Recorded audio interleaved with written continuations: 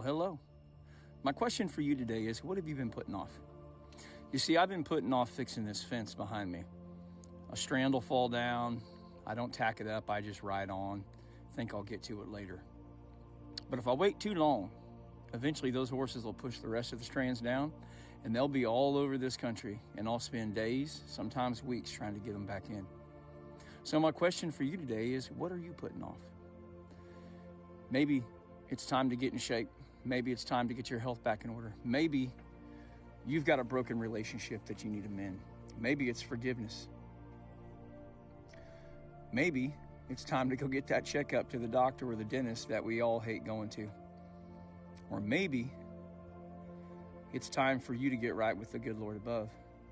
Now, I don't say that from a standpoint of judgment.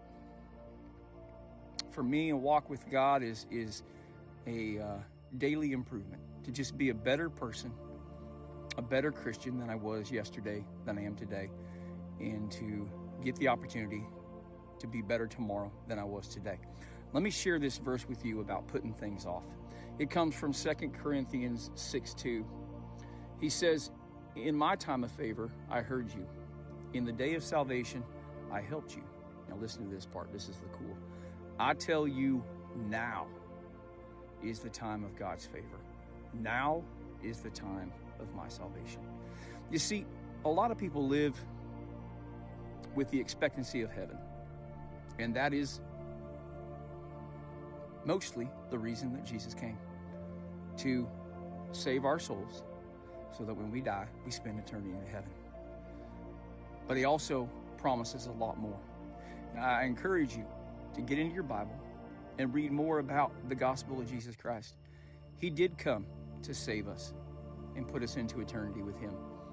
But he also came to heal the sick, to give good news to the poor, to redeem the distressed.